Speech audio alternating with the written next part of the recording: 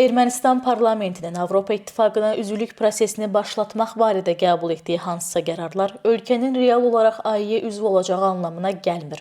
Çünki hüquqi və siyasi baxımdan bu mümkün deyil. Politolog Tural İsmailov bunu Today Press açıqlamasında bildirib. Onun sözlərinə görə, Ermənistan hazırda üzvü olduğu Avrasiya İqtisadi İttifaqı və Kollektiv Təhlükəsizlik Müqaviləsi Təşkilatı ilə Aİ-nin standartlarına uyğun gəlmir. Stat: Bir ölkə eyni zamanda həm Avrasiya İqtisadi İttifaqının, həm də NATO ilə ziddiyyət təşkil edən KTMT-nin üzvüdürsə, onun hüquqi baxımdan Aİ-yə üzv olması mümkün deyil. Digər tərəfdən, heç bir Avropa İttifaqı ölkəsi öz ərazisində Rusiyanın hərbi bazasını yerləşdirdiyi Ermənistanı quruma üzv qəbul etməz. Statın sonu. Ekspert Ermənistanın Rusiyadan iqtisadi asılılığını da bu prosesin reallaşmasına ciddi mane olaraq qiymətləndirib. Stat: Ermənistanın Aİ-yə üzvlüyü onsuz da Ukrayna böhranı səbəbindən gərgin olan Qərb-Rusiya münasibətlərində əlavə gərginlik yarada bilər. Avropa İttifaqı Ermənistana görə Rusiya ilə yeni, daha dərin qarşıdurmaya getməz. Necə ki, bugünə qədər Ukraynanı və Gürcüstanı heç kim Aİ-yə qəbul etməyib, Ermənistanı da qəbul etməyəcək. Statın sonu.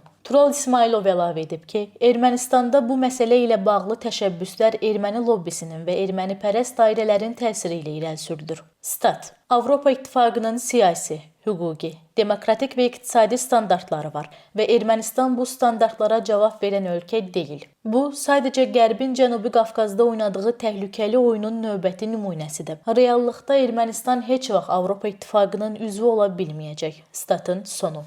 Qeyd edək ki, martın 26-sında Ermənistan parlamenti ölkənin Avropa İttifaqına üzv olmaq istiqamətində hüquqi prosesini başlatmaq barədə qanun layihəsini ikinci və yekun oxunuşda qəbul edib. Qiymət Mahir, Today Press.